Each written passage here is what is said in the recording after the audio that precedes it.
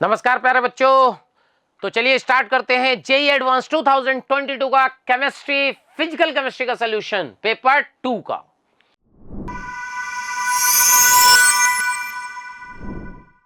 तो पहला क्वेश्चन बहुत ही मतलब कह सकते हो बहुत ज्यादा कैलकुलेशन है, इतना आसान नहीं है ना। तो कह रहा concentration of H2SO4 and Na2SO4 in a solution is 1 molar and 1.8 into 10⁻⁻2 molar. Molar solubility of PbSO4 in the same solution is this. Molar solubility पूछा है, ठीक है। The value of y is power पूछा है। Solubility product दिया है आपको H2SO4 का K1 वेरी लार्ज K2। देखो पहली बात तो सबसे पहली बात ये कि जो H2SO4 है, बात जरा समझिएगा, जो H2SO4 है क्योंकि K1 वेरी लार्ज कह रहा है तो ये पहले H plus plus HSO4 minus में टूटा। यहाँ 1 मोलर था, ये 0 0 था, ये 0 हो गया, ये 1 मोलर हो गया, ये 1 मोलर हो गया। अब आपके पास सोल्यूशन में क्या है? H plus HSO4 minus, H plus HSO4 minus and sulphate. Na2SO4 का मतलब सल्फेट। अब क्या होगा? जो सल्फेट है वो बेस है, ये स्ट्रॉन्ग एसिड है। तो H प्लस क्या करता है? स्ट्रॉन्ग एसिड से रिएक्शन करता है। तो ये उतना स्ट्रॉन्ग नहीं है बेस, उतना जितना SO4 माइनस 2 है। तो अब जो रिएक्शन होगी वो H प्लस की रिएक्शन सल्फेट आयन से होगी और HSO4 माइनस बनना शुरू हो जाएगा फिर से। देखिए तो ये क्या था बेटा? 1 मोलर, ये था 1.8 into 10⁻⁻²। अब जब रिएक्शन हुई तो मान लीजिए यहाँ x गया 1.8 into 10⁻⁻² माइनस x, यहाँ 1 पहले से था, x आ गया। और आपको बता दूं इसका इक्विलिब्रियम कांस्टेंट जो होगा, इक्विलिब्रियम कांस्टेंट जो होगा वो आप बात समझना, इसका इक्विलिब्रियम कांस्टेंट होगा के इक्विलिब्रियम, ये होगा इसका 1/Ka2। ये देखिए चेक करिए। तो एक प्रकार से 1/Ka2, Ka2 का वैल्यू दिया होगा 1.2 into 10⁻⁻²। ये बराबर आपको लिखना पड़ेगा 1 plus x divided by 1 minus x और 1.8 into 10⁻⁻² माइनस एक्स। ये देखिए क्लियर।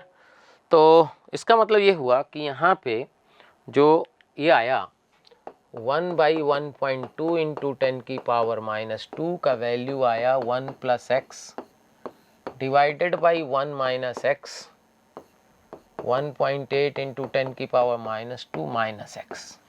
इसको अपने को क्या करना पड़ेगा? सॉल्व करना पड़ेगा।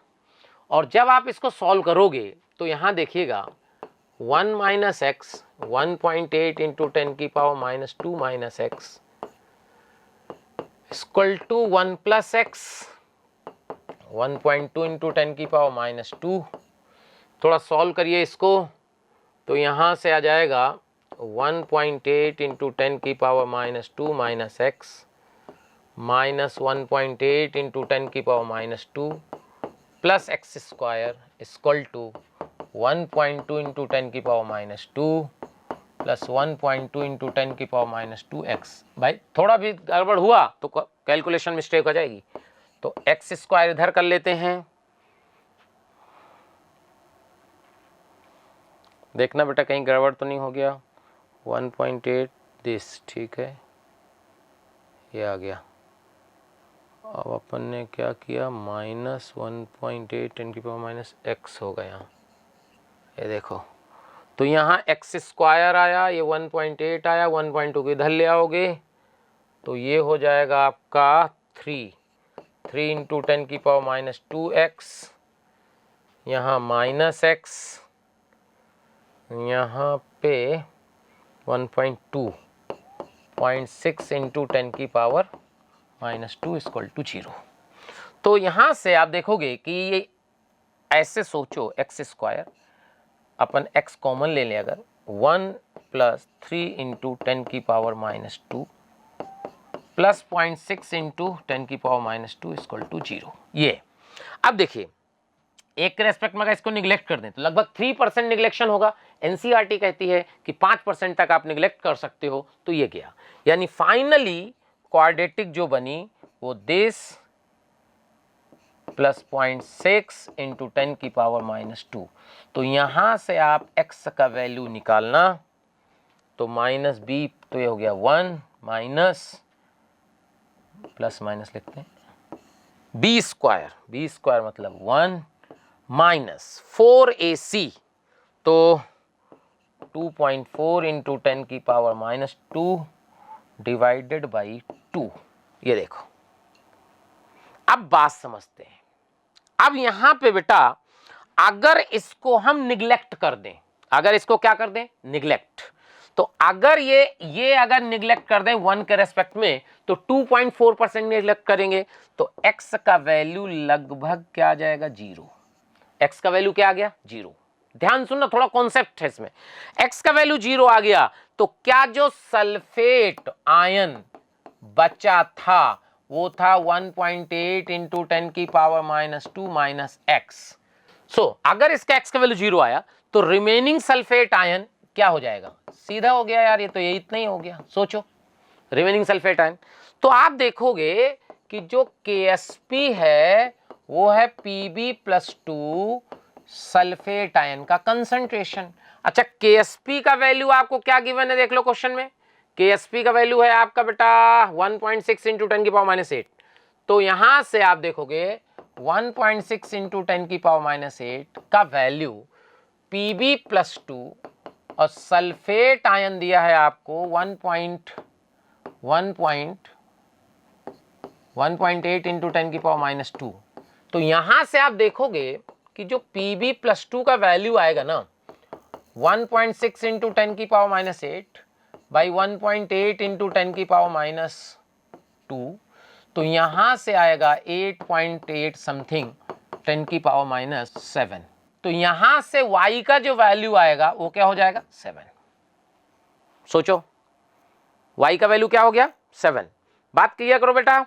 तो अगर y का वैल्यू 7 आ गया, बात समझो, ये तो आ गया y का वैल्यू 7। अब मान लो कि हम निग्लेक्ट अगर ना करें, निग्लेक्ट ना करें तो क्या आएगा। तो देखो, अगर हम ये कहें कि जो x का वैल्यू आया था, x का वैल्यू आया था वो आया था आपका 1 माइनस 2.4 इंटू 10 की पावर -2 डिवाइड बाई 2। तो इसको एग्जैक्ट अगर अपन सॉल्व करें तो जो x का वैल्यू आएगा वो आएगा 0.006, यानी कि 0.6 इंटू 10 की पावर -2। ये देखो, इतना आएगा। तो रिमेनिंग सल्फेट जो आएगा, रिमेनिंग सल्फेट आयन, बहुत बढ़िया क्वेश्चन है, तो ये आ जाएगा 1.8 इंटू 10 की पावर -2 माइनस 0.6 इंटू 10 की पावर -2, तो यह आ जाएगा 1.2 इंटू 10 की पावर -2। तो यहां से जो Pb+2 का कंसंट्रेशन बेटा आएगा वो आ जाएगा KSP बाई सल्फेट। तो यहां से 4/3 इंटू 10 की पावर -6, यानी 1.33 इंटू 10 की पावर -6। तो यहां से y का वैल्यू 6 आ जाएगा। अब क्वेश्चन क्या है कि 6 या 7, ये डिपेंड करता है आईटी में जिसने पेपर बनाया होगा कि वो क्या आंसर देगा। तो आंसर जो आएगा 7 और 6, दो में से कोई एक आंसर देना है। अब वो क्या देगा वो तो बनाने वाला ही बताएगा। क्या भाई, बात क्लियर? चलिए,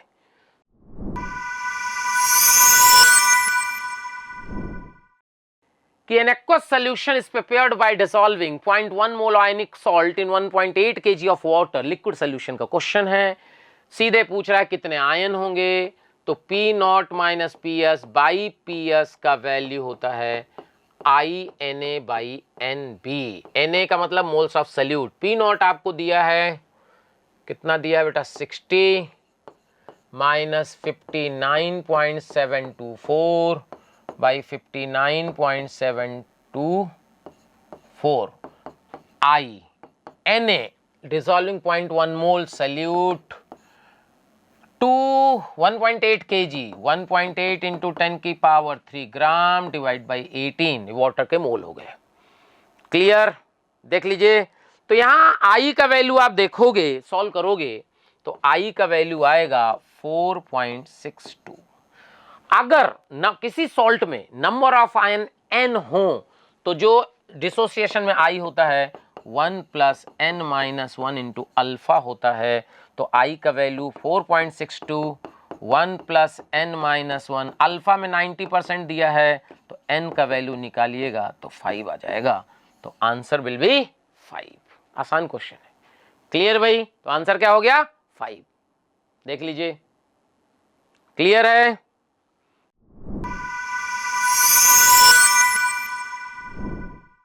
अगला क्वेश्चन ये बहुत ही बढ़िया, थोड़ा सा लेंदी क्वेश्चन है, इक्वेशन सॉल्व करनी है। इसमें क्या, consider strong electrolyte, limiting molar conductivity का मतलब होता है कंडक्टेंस एट इनफाइनाइट डाइल्यूशन। तो आपको UMP एंड VMXN का दिया है, तो देखो जैसे अपन यहां बात करें, जैसे लैम्डा नॉट UMYP ये अपने को गिवन है, क्लियर?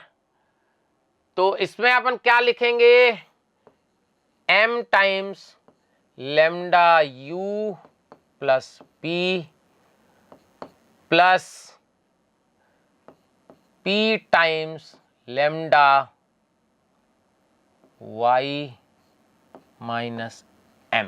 ये देखिए, अब आप देखिए इसकी वैल्यू दी है अपने को 250 equal to m times U plus P का दिया होगा यहां पे 25, तो इंटू 25 प्लस YM माइनस का दिया है 100, तो P इंटू 100। ये इक्वेशन हो गई फर्स्ट। देखिए इसी तरह 440 दिया है आपको, किसका दिया है, VMXN का, तो लैम्डा नॉट VMXN, इसको क्या लिखिएगा आप समझिए, m times lambda V plus N plus N times lambda X minus M। तो यहां इसका वैल्यू दिया बेटा 440। तो इसको आप क्या लिखोगे, अब ये V प्लस N 100 दिया है, तो 100 M, X माइनस M 80, तो 80 N। ये इक्वेशन हो गई सेकेंड, क्लियर? ये इक्वेशन हो गई सेकेंड। दो इक्वेशन अपने को दी थी। अब इसके लिए अपने को ग्राफ दिया है, स्ट्रॉन्ग इलेक्ट्रोलाइट का ग्राफ है। तो अगर आपको याद हो लैम्डा C का वैल्यू होता था लैम्डा नॉट माइनस A√C, याद आया? ठीक है डी भाई, हकल अंसागर इक्वेशन है बेटा ये। अब इसमें आप देखिए जब √C का वैल्यू 0.01 है तो ये 339 है, तो 339 इक्वल टू लैम्डा नॉट किसका है, ये है आपका ZMXN इक्वल टू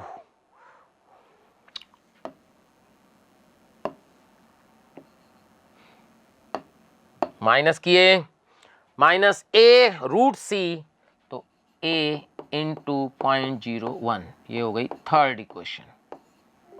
चेक करिए, फिर आप देखो 336 जब दिया जब 0.04 है, तो 336 इक्वल टू, फिर ग्राफ देखना पड़ेगा, 336 में आप क्या लिखोगे,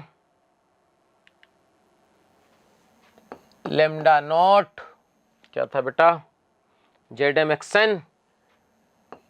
ZMXN माइनस A.04। ये देखिए, अब इसको अपन सॉल्व करेंगे, जब इसको अपन सॉल्व करेंगे तो अपने को क्या करना है, देखो एक इक्वेशन और लिख लीजिए यहां से, 339 equal to lambda ZMXN minus A.01। अब अपन एक काम करते हैं, ठीक है भाई, इसको अपन 4 से मल्टीप्लाई कर लेते हैं, तो 4 से मल्टीप्लाई, ये 4 से मल्टीप्लाई, ठीक है, और इसको माइनस कर देते हैं, चेक करिए, तो यहां से आ जाएगा 4,339 minus 336 equal to 3 lambda naught ZnXn। तो यहां से लेमडा नॉट ZnXn निकाल लेंगे। तो लेमडा नॉट ZnXn जो आएगा वो आएगा यहां से, आप देखिएगा लेमडा नॉट ZmXn आ जाएगा 340। और जब 340 को आप लिखोगे तो क्या लिखोगे, m टाइम्स लेमडा, यहां पे लिखना बेटा इसको m times lambda naught Z minus n plus n times lambda x minus n। ये देखो x minus m plus m minus m। Check करिए, अब इनकी वैल्यू रखिए। ये देखिए आपको क्या क्या वैल्यू रखनी है, देखिए Zn प्लस का 50 है, Zn प्लस का कितना रखोगे आप, m into 50 plus n into x minus m। देखो बेटा कहीं दिया होगा x माइनस m 80। तो यहां से 80 340 सब आप सॉल्व करना। जब आप सॉल्व करोगे तो m का वैल्यू आएगा 2, n का वैल्यू आएगा 3, p का वैल्यू आएगा 2। तो यहां से n plus m plus p का वैल्यू 3 प्लस 2 प्लस 2 7 आंसर आएगा। थोड़ा सा लेंदी क्वेश्चन है, कैलकुलेशन भी है, लेकिन बहुत टफ कैलकुलेशन नहीं है। मतलब थोड़ा सा आप देखोगे तो एडवांस का पेपर एडवांस लायक है। ठीक है भाई।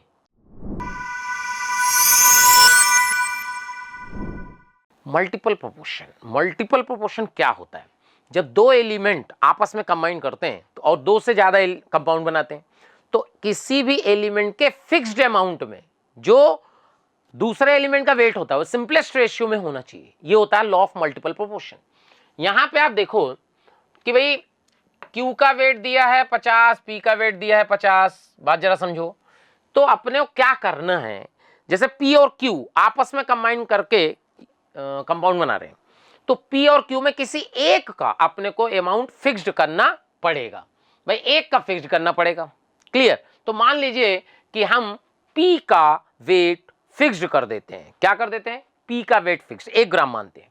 तो देखिए अगर हम बात करें फर्स्ट क्वेश्चन में 50 ग्राम P से 50 ग्राम Q कंबाइन कर रहा है, तो फर्स्ट में अगर हम बात करें कि 50 ग्राम P से 50 ग्राम Q कंबाइन कर रहा है, तो 1 ग्राम P से क्या 50/50 ग्राम Q कंबाइन करेगा, यानी 1 ग्राम Q कंबाइन करेगा, यानी 1 ग्राम P से 1 ग्राम Q कंबाइन करेगा। अगर हम सेकंड में बात करें, इन सेकंड, तो सेकंड में देखिए क्या हो रहा है, 44.4 से 55.6 ग्राम, तो यानी कि 44.4 ग्राम से P से 55 पॉइंट कितना बेटा 55.6, तो 55.6 ग्राम Q, तो 1 ग्राम P से कितना, तो यहां से आएगा 55.6 डिवाइड बाई 44.4, तो यह आएगा 1.25 ग्राम। क्लियर। इन थर्ड देखो, थर्ड में आप क्या देखोगे 40 से 60, तो यानी कि 40 ग्राम P से 60 ग्राम Q, तो 1 ग्राम P से क्या होगा 60/40 ग्राम Q, यानी 1.5 ग्राम Q, यानी wait ratio of Q for 1 gram P in 1, 2 and 3 ये आएगा 1:1.25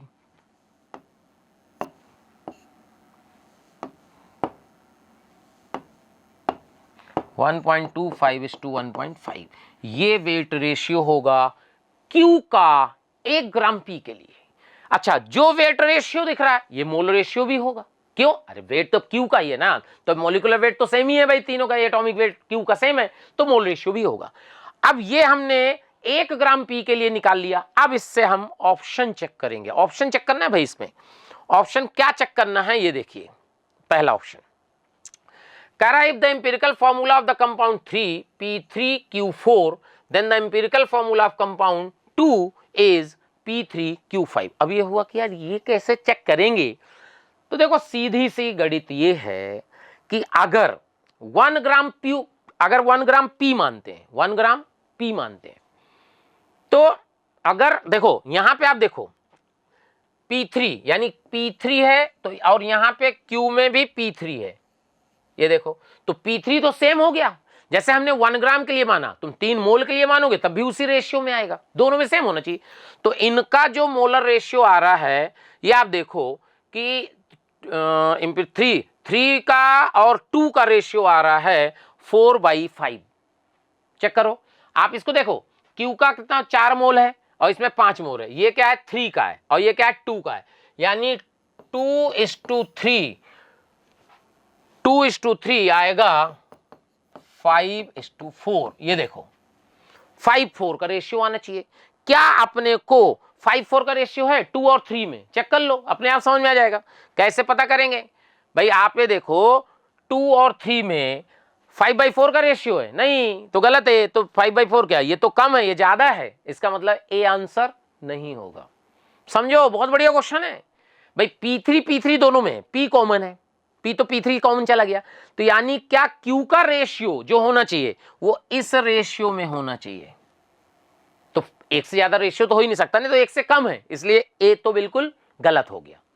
अब बी आता है, करा if the empirical formula of the compound P3Q2, then देखो इंपिरिकल फॉर्मूला कंपाउंड का दिया है P3Q2 and atomic weight of element P is 20, then the atomic weight of Q is 45। अब एक बात समझो, कह रहा है कि जो P का एटॉमिक वेट है 20 है, तो यानी देखो P3 है भाई, चेक करो अपन ने बात किया कि भाई यहां से इन बी पार्ट को चेक कर रहे हैं ना, इन थर्ड P3Q2, ठीक है, देख लेना भाई, बी पार्ट को चेक कर रहे हैं, एक एक पार्ट चेक करना पड़ेगा।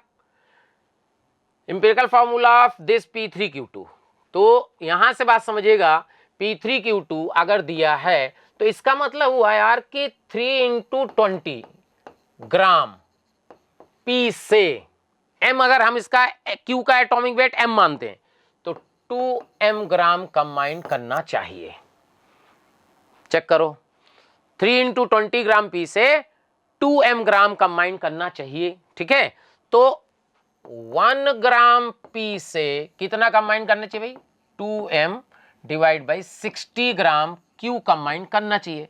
और 2M/60 का वैल्यू हमें क्या रखना है? देखो समझना ध्यान से, थोड़ा सा लैंग्वेज का फर्क पड़ेगा। 3 में था P, then the atomic weight of Q is 45। तो एक minute, if the empirical formula of 3, ठीक है, तो 3 के लिए चेक कर लो। तो 3 के लिए 1 ग्राम से कितना आया था देख लो बेटा, 3 के लिए 1 ग्राम से आया था 1.5 ग्राम। तो यानी कि यह मतलब हुआ क्या, ये 1.5 ग्राम के बराबर कर दो। चेक करिए, तो यहां से M का वैल्यू 30, 45 आ जाएगा। तो ये B जो है आपका सही हो गया, B करेक्ट आंसर है। चेक करिए, अब आते हैं C की तरफ कि C ऑप्शन क्या होगा। C ऑप्शन अगर देखोगे, कह रहा है if the empirical formula of compound is 2 PQ, क्या दिया है PQ, then the empirical formula of the compound 1 is P5Q4। अब एक बात समझो, P5Q4 कह रहा है इंपिरिकल फॉर्मूला होगा, तो यार एक बात समझना है कि 2 का फॉर्मूला है PQ, तो इसका मतलब ये हुआ कि 1 मोल से 1 मोल। चेक करो, तो यहां से 1 मोल से अगर देखोगे कि भाई यहां से फर्स्ट, चेक करिए यहां से C ऑप्शन PQ दिया है, PQ, ठीक है। एक बार ये बार बार पलटना पड़ रहा है, अपन इसका पेपर ही ले लेते हैं। तो कह रहा है the empirical formula of compound 2 is PQ, तो ये है फॉर 2, तो कह रहा है empirical formula of first is P5Q4, P5Q4। तो यहां से देखोगे अगर हम P को सिंपली 1 के बराबर कर दें तो Q4/5 आएगा। चेक करो, ये फर्स्ट है, क्लियर। तो इसका मतलब weight ratio of Q in first is to second, ये आएगा आपका 4/5:1। चेक करिए, यानी कि 4:5। चेक करो, यानी कि 1:1.25, यही तो था, ये तो सही हो गया। तो सी तो करेक्ट हो गया भाई, चेक करो सी क्या हो गया, करेक्ट। क्यों? 1 और 2 का वेट रेशियो क्यू के लिए क्या आया था, 1:1.25, ये तो सही है। इसी तरह आप डी देखोगे तो कह रहा है एटॉमिक वेट PQ 70-35, जो पहला एटॉमिक वेट वाला क्वेश्चन देखे थे उससे कर लेना, ये आंसर नहीं आएगा। क्लियर है?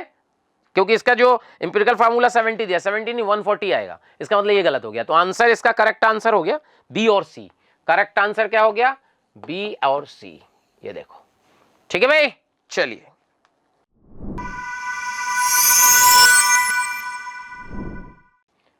करा करेक्ट रिलेशन ये पूछा है। करा फॉर द रिएक्शन, देखिए ये लिखा है, करा है ये रिएक्शन आपको दी है, DE सेल बाई DT, कह रहा है ये होगा, ये सब दिया हुआ है। तो देखो DE सेल बाई DT कैसे निकालते हैं, देखो होता क्या है, DG का वैल्यू होता है VDP माइनस SDT।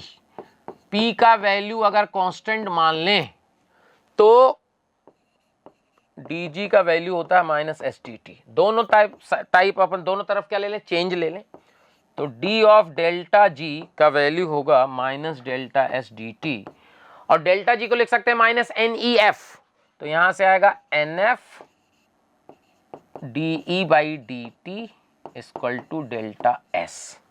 चेक करिए, और डी बाई डी टी दिया है बेटा R/F, और n का वैल्यू होगा यहाँ इस रिएक्शन में n का वैल्यू होगा 2। तो यहां से देखोगे n 2 है, डी बाई डी टी है R/F, तो डेल्टा S का वैल्यू आ जाएगा कितना, n की वैल्यू 2 है ना, और R/2R आ जाएगा। ठीक है, और ये दिया है R, इसका मतलब ये तो गलत हो गया। क्लियर, डेल्टा S का वैल्यू क्या आएगा 2R।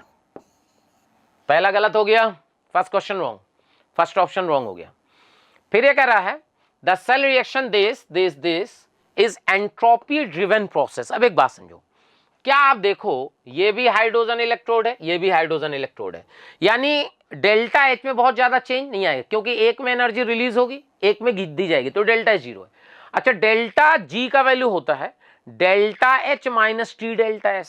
बात जरा समझो, यहां से डेल्टा G का वैल्यू होता है delta H minus T delta S, और डेल्टा S तो लगभग 0 है, तो डेल्टा H क्या है 0, तो यहाँ डेल्टा G का value minus T delta S है, और डेल्टा G निगेटिव लाना है तो डेल्टा S को पॉजिटिव होना ही पड़ेगा। इसका मतलब ये रिएक्शन एंट्रोपी ड्रिवन प्रोसेस है। इसका मतलब ये हुआ कि ये एकदम सही हो गया।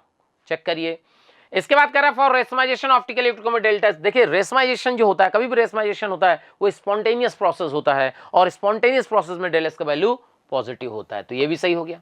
ये रिएक्शन देखिएगा, यहाँ 1 मोल है, यहाँ 3-4 मोल हुए, यहाँ मोल नंबर ऑफ मोल्स बढ़ रहे हैं, चलेशन कारण इसकी स्टेबिलिटी बढ़ रही है, तो इसका भी एंट्रोपी पॉजिटिव होगा। तो आंसर हो गया BCD। चेक करिए, क्लियर।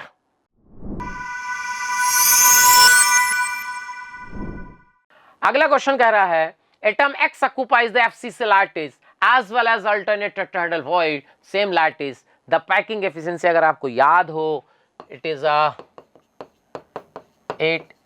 an